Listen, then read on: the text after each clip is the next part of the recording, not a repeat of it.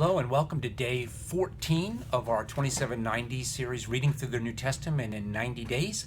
Today we're going to be reading from the Gospel of Mark, chapters 10, 11, and 12, and some profound teachings that Jesus had. Once again, we run into what's the major obstacle that we're going to face as we understand this, the truth that we are not the most important person in the world. Once again, this is the chapter where James and John challenged Jesus to put them at the right and the left. And Jesus simply says, that's not how the kingdom of God works. The truth of the matter is that those of us who choose to make other people even more important than ourselves, that we are the ones who inherit the kingdom of God.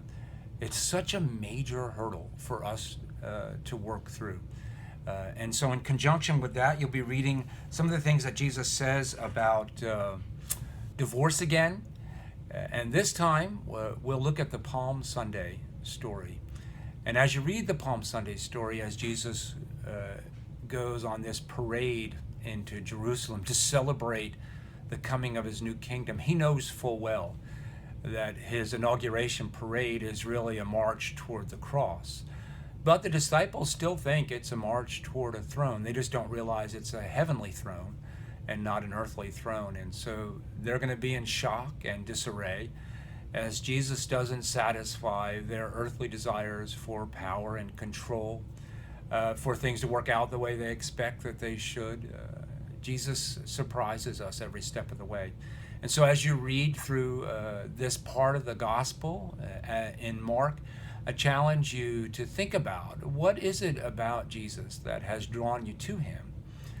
The crowds came, many, because he performed miracles, or he healed their brother or their daughter or their child.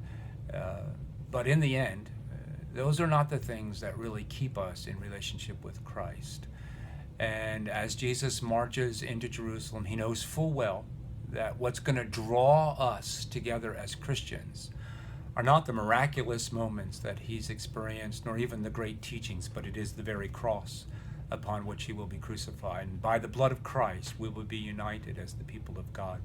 And in that blood, his Spirit will join together with us and teach us what it means to live a humble and a gentle and a quiet life. Enjoy your reading today.